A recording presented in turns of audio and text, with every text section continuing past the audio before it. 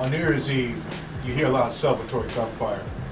And the reason is there's a tradition here in Detroit of using firearms to celebrate the new year. Ringing in the new year with gunfire, in my opinion, has a negative impact, especially on children and on the image of our city.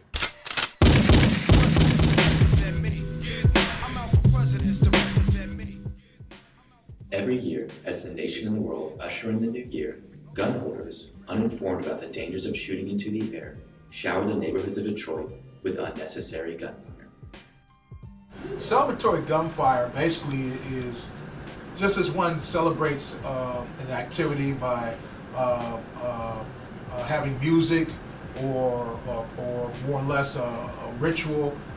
Here in Detroit, this ritual has itself grown into a level where it should, where people actually will go out and use AK-47s, small sidearms, rifles, what have you, whatever they've got to ring in the new year, and teach their children to do that.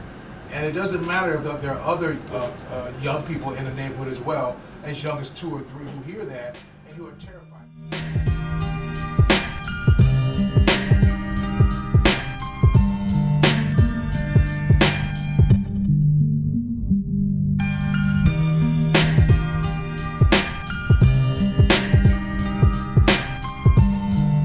Are you familiar with celebratory gun shootings? If so, when were you first exposed? Like I said, I grew up here. I grew up and I was raised here in Detroit. I grew up here. I was exposed to it. From my latest memory, I'm gonna have to say that it was probably when I was back like 5 or 6 years old. And you hear the shootings, and you hear your parents like, they'd get down to the floor. What is a typical New Year's Eve celebration? Shoot. I'll shoot their guns off in their backyard. What do you do? Sit at home, watch BT.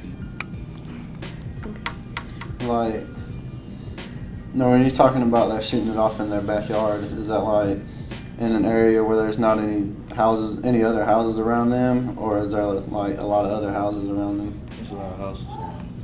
So they're like in their backyard shooting off guns, and there's a bunch of other houses like right there where they're shooting off. Yeah, and they take turns passing the gun around. Gotcha.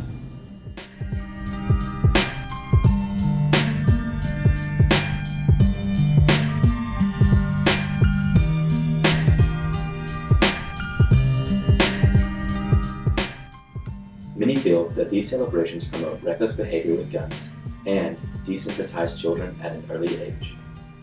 This desensitization leads to higher frequencies in gun-related crimes.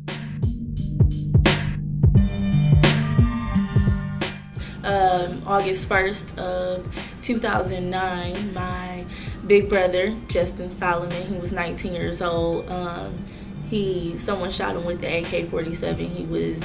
The situation was, it was basically they were gonna rob him, and I guess apparently the shooter was high off ecstasy, supposedly, and ended up shooting. He let off a few rounds and ended up hitting my brother. So I was definitely affected by that.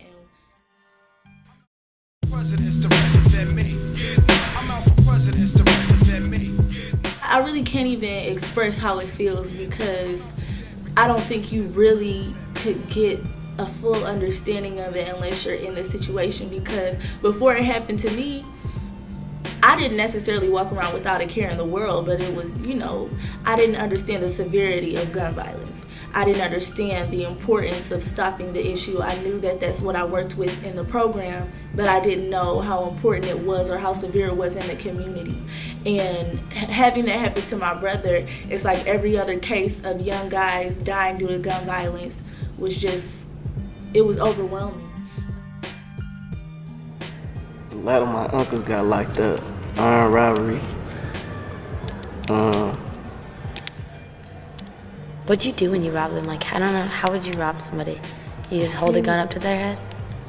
You point the gun out, tell them to run, everything. What's going on, man? What's up? What's poppin'? This event is so surreal, and every time I think about you, my heart is stopping. This life is nothing but a nightmare without you. Not a thing makes sense, and I can never stop myself from wondering why God could have possibly done this. To me, to my mama, and to my daddy, almost in a sense, tearing away at our family tree. But I can't be selfish, you see. I just have to be thankful for the 15 years he did have with me.